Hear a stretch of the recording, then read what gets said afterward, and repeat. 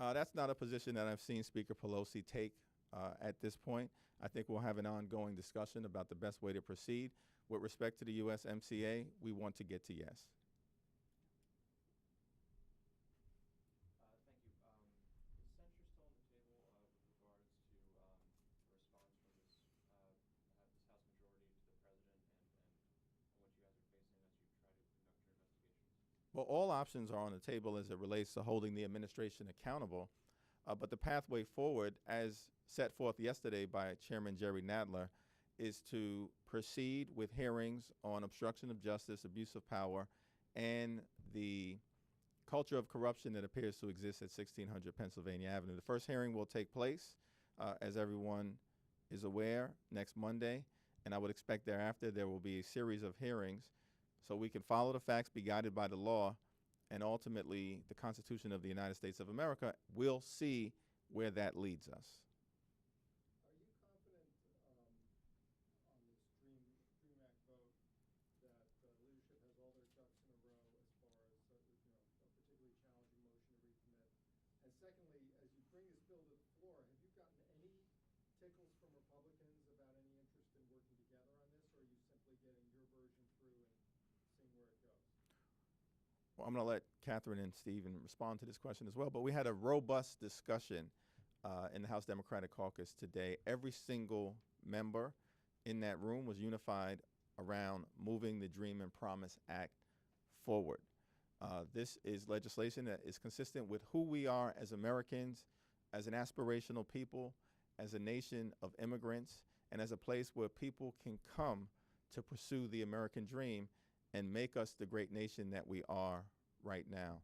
With respect to the Senate, we do expect or are hopeful that there are some voices within the Senate, including the chairman of the Senate Judiciary Committee, Lindsey Graham, who at times has expressed an interest in trying to work together on this immigration issue. We'll see, what Lindsey Graham shows up in the context of immigration once we move the Dream and Promise Act forward.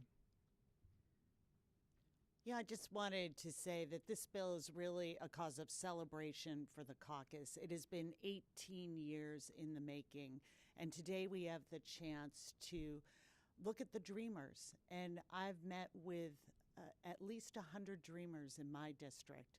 They're students, they're homeowners, they're parents, they're running their own businesses, they're contributing. And they are Americans in every single way, except for paperwork. And today we are going to say to them, we see you, you matter, you're part of the fabric of this country, and we're going to acknowledge that. And that is the theme that this caucus talked about today with great pride that they were able to bring this bill to the floor. We certainly hope on the Dreamers Act that we're going to pass today and so many of the other bills that we have already passed in the For the People agenda, that the Senate and Republicans will join us and start putting country first and not just be in the business of protecting this president and his corrupt administration.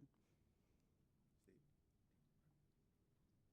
Sorry. The White House has asked for $4.5 billion for border security with the mounting humanitarian crisis at the southern border. You guys chose, the Senate chose not to include that in the last disaster rate that you passed last night. What happens to that package? How important is it to get that done and resolved quickly? Well, next week, as I believe Steny Hoyer has announced, we will begin moving appropriations bills through the floor of the House of Representatives. And the Appropriations Committee is a place where we believe we can try to find common ground on a variety of issues of importance to the American people, including border security. We took a substantial step in the right direction in that regard once we ended the reckless 35-day Trump-inspired government shutdown and came together to put forth a strong border security package. It's hard to tell where the administration is at in terms of wanting to really deal with the immigration problem through a substantive lens, or whether it's all about politics and a campaign applause line and political promises that Donald Trump made on the campaign trail. We would urge the administration, if they're serious about dealing with this issue, again, House Democrats want to get to yes. House Democrats believe in governing. House Democrats want to solve problems on behalf of the American people. There'll be time for the presidential campaign to play itself out. One of the issues that we want to solve is the border crisis, and we're prepared to try to find common ground in that area. Special Counsel Robert Mueller last week said he is asking Congress not to ask him to come up in public and testify. Assuming he doesn't change his mind, how do you think Democrats should respond? Well, it's my understanding that there are ongoing conversations with the special counsel's team in connection with the strongly held view that Bob Mueller should testify publicly before the American people, even if that simply means sticking to the script and the four corners of his 400-plus page report. The special counsel was charged with investigating a significant attack on our democracy by a foreign power that may have altered the course of that presidential election. In the view of many, he has a responsibility to tell that story to the American people and to face questioning from the representatives of the American people on both sides of the aisle.